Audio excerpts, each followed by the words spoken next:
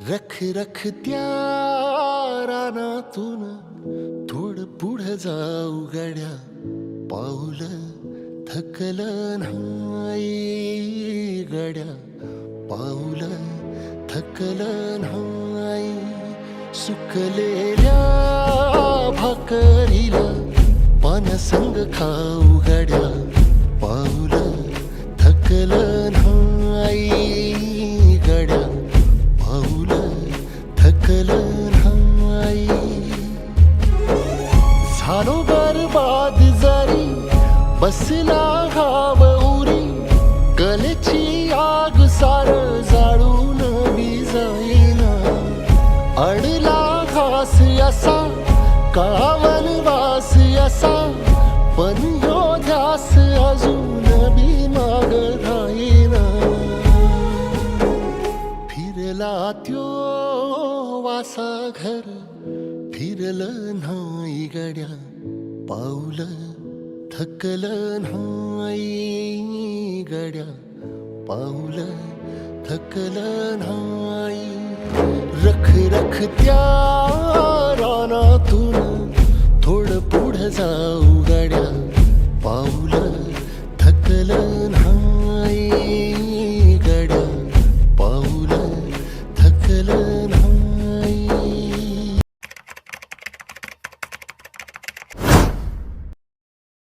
नमस्कार. स्वराज्य माझा न्यूजमध्ये आपलं सर्वांचं स्वागत आहे. अकोले तालुका हा निसर्गाच्या विविधतेने नटलेला आहे. त्याच पद्धतीने अकोले तालुका हा शेतीसाठी अतिशय सधन समजला जातो. महाराष्ट्रातील शेतकरी म्हणतात की शेती परवडत नाही, परंतु शेतीमध्ये नवनवीन प्रयोग करून आपल्या शेतीला आपल्या तालुक्यात, जिल्ह्यात नव्हे तर महाराष्ट्रात नाव पोहोचवण्याचं काम केलेलं आहे अकोले तालुक्यातील शेतकरी वाम तळेकर यांनी.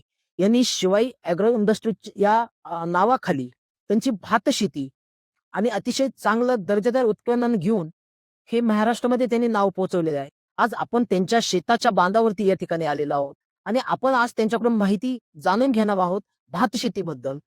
तर आपणासोबत बोलण्यासाठी आहेत श्री राम तळेकर. नमस्कार. नमस्कार. साहेब, आज पाडाळणे गाव हे इंद्रायणी भाताचं हब म्हणून समजलं जाते आणि त्यात प्रामुख्यानं नाव घेतलं जातं हे राम तळेकर यांचं. नेमकी या पाठीमागचं काय इतिहास आहे? नमस्कार. या पाठीमागचा इतिहास असा आहे का आमचा हा जो डोंगर दऱ्याचा भाग आहे, त्या भागामध्ये पावसाळ्यामध्ये अतिवृष्टी, भरपूर पाऊस असतो आणि भात शेतीशिवाय दुसरा पर्याय नसतो. आणि पारंपरिक पद्धतीने आमचे आजोबा वडील पारंपरिक पद्धतीने भात शेती करायचे आणि करायचे म्हणून करायचे. उत्पन्न किती निघतंय काय याचा कधी विचार नाही केला.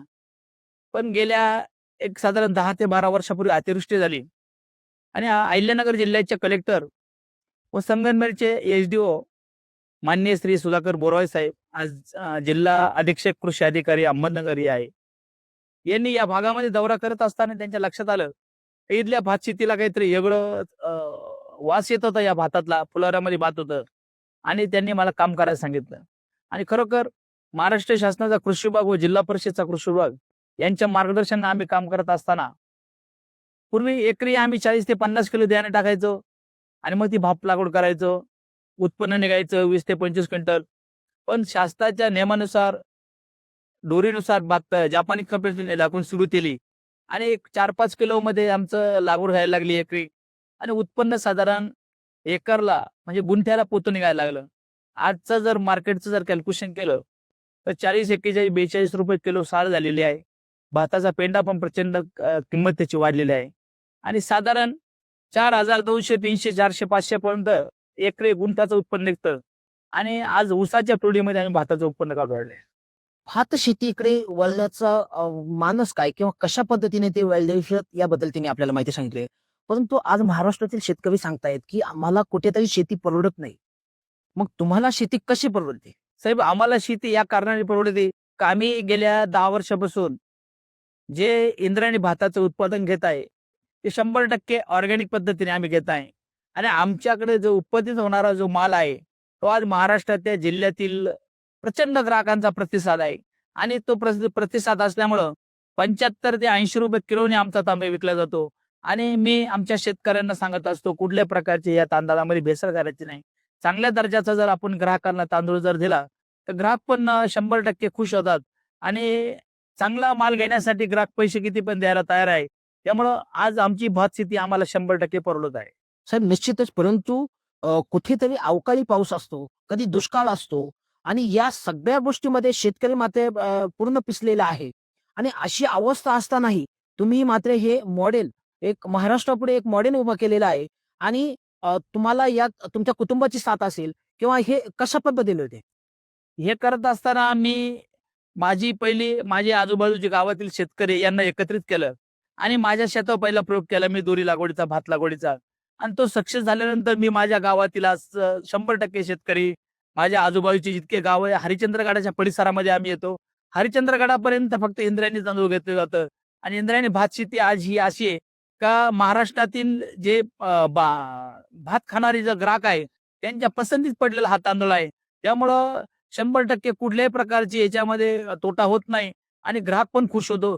त्यामुळं आमचा हरिश्चंद्रगडाचा जो परिसर आहे, या परिसरामध्ये उत्पादित होणारा माल आहे, याला प्रचंड मागणी आहे. आज आम्हाला माल पुरत नाही. रोज मागणी प्रचंड वाढत आहे. निश्चितच तुमच्या भाताला खूप मागणी आहे. परंतु एकंदर भाताचे खूप वेगवेगळे जाती किंवा वाण आलेले आहे मार्केटमध्ये. काळ भात असेल, 1000 वाट असेल, कोलम असेल.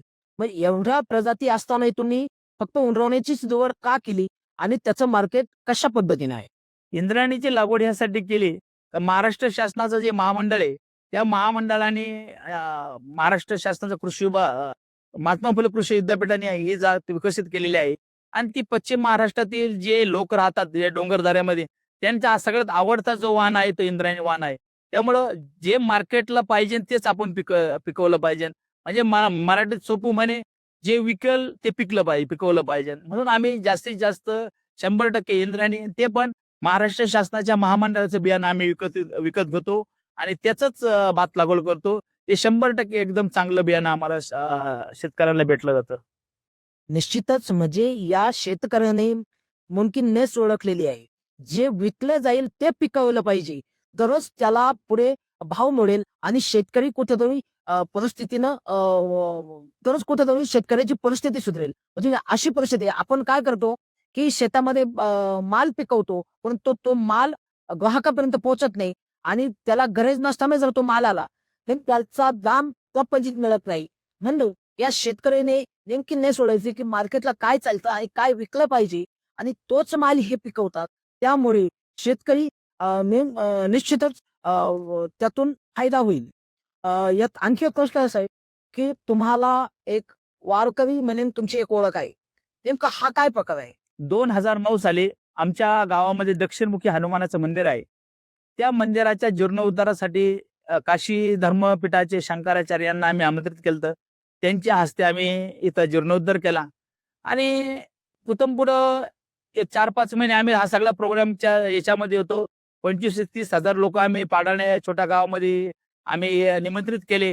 फार मोठा प्रोग्राम झाला आणि तिथून पुढे एक घरामध्ये वारकरी संप्रदायाची आजोबा होते, आजी होते, या वारकरी संप्रदायामध्ये असल्यामुळं आणि त्याची एक आवड निर्माण झाली आणि त्यानंतर मग मी माझ्या गावामधून त्र्यंबकेश्वरला जी दिंडी जाते त्या दिंडीला मी नाश्ता द्यायला सुरुवात केली.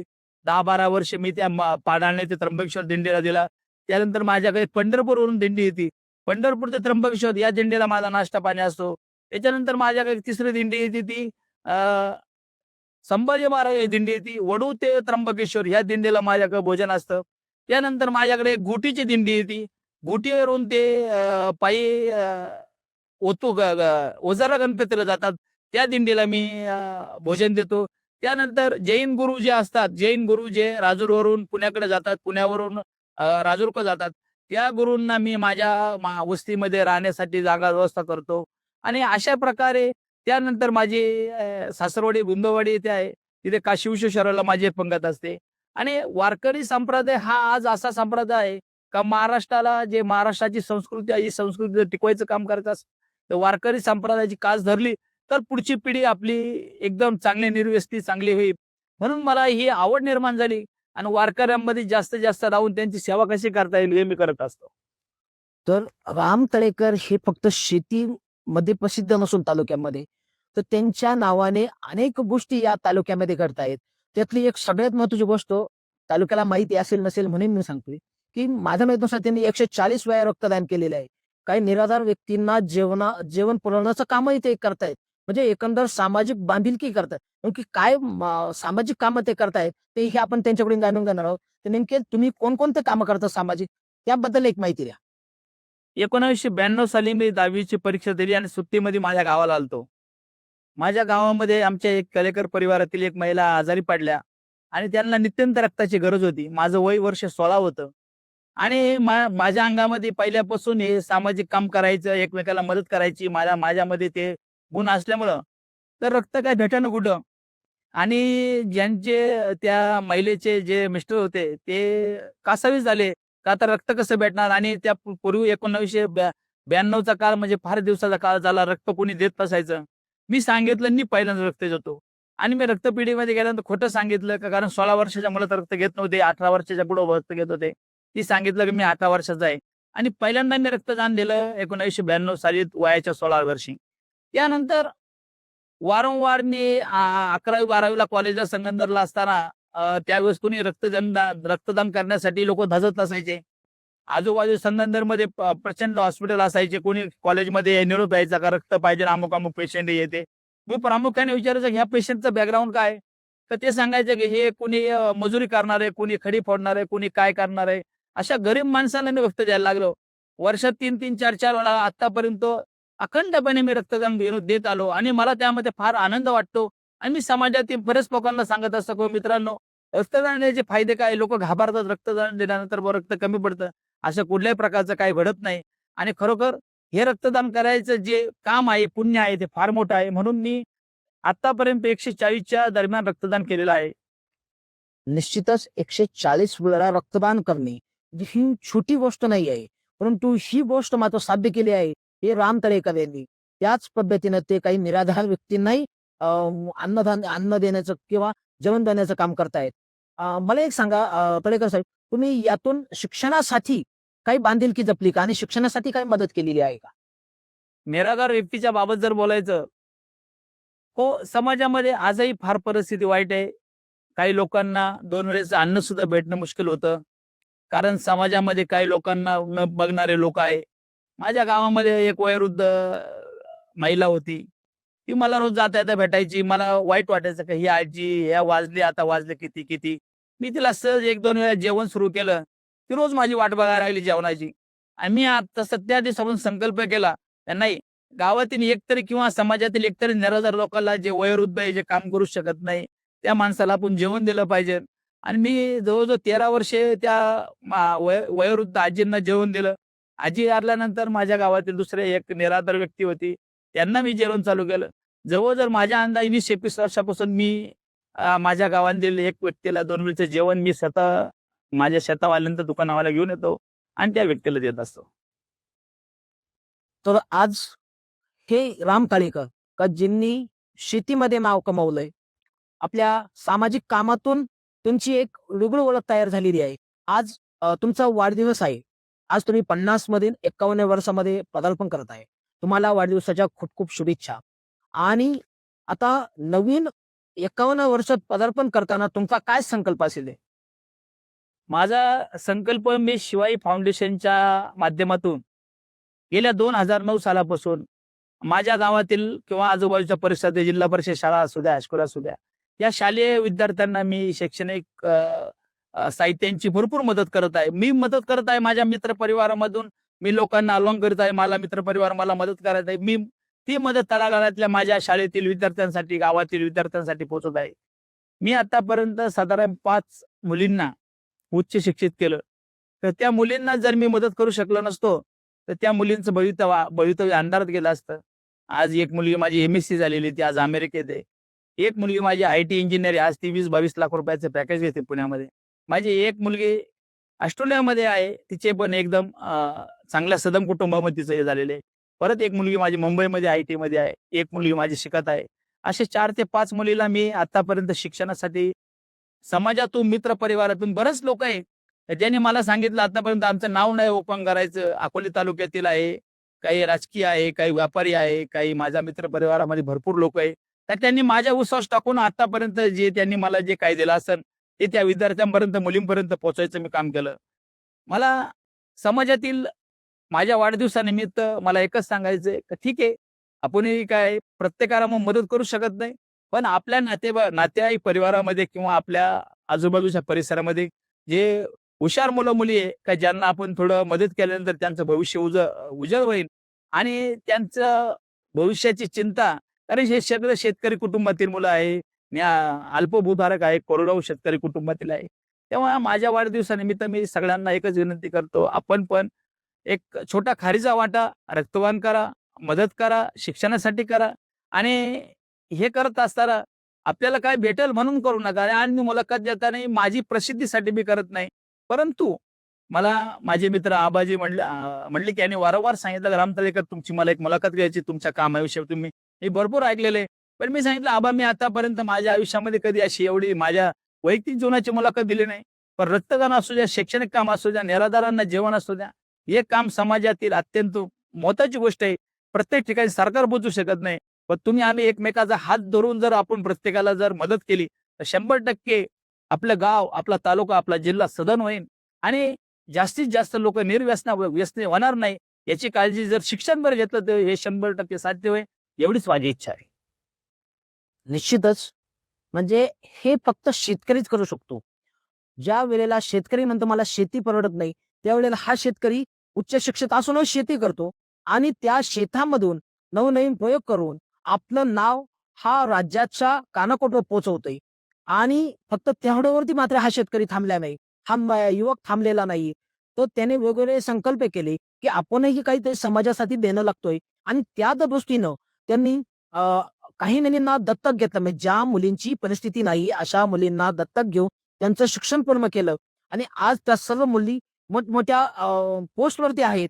म्हणजे हे समाधान कोणालाही मिळत नाही. म्हणजे हे काम छोटं काम नाही आहे. फक्त शेती करता करता इतर गोष्टींची जाणीव ठेवायची आणि एवढं मोठं काम करून दाखवायचं, हे कुणालाही शक्य नाही. हे साध्य केलेलं आहे हे राम तळेकर यांनी. आणि आज आपण त्यांच्याशी बोलत होतो, तर त्यांना वाढदिवसाच्या खूप खूप शुभेच्छा. आणि या मुलाखतीच्या निमित्तानं माझा हा संदेश आहे ह्या नवीन युवकांना, की सामाजिक भावना, सामाजिक या गोष्टी जपल्या पाहिजे, जेणेकरून समाजात आपल्याबरोबर इतर जो पाठीमागे राहिलेला समाज आहे, यालाही कसं पुढे नेता येईल यासाठी प्रयत्न केले पाहिजे. स्वराज्य मागासाठी आबासाहेब मडली, अकोले, अहिमनगर. नमस्कार.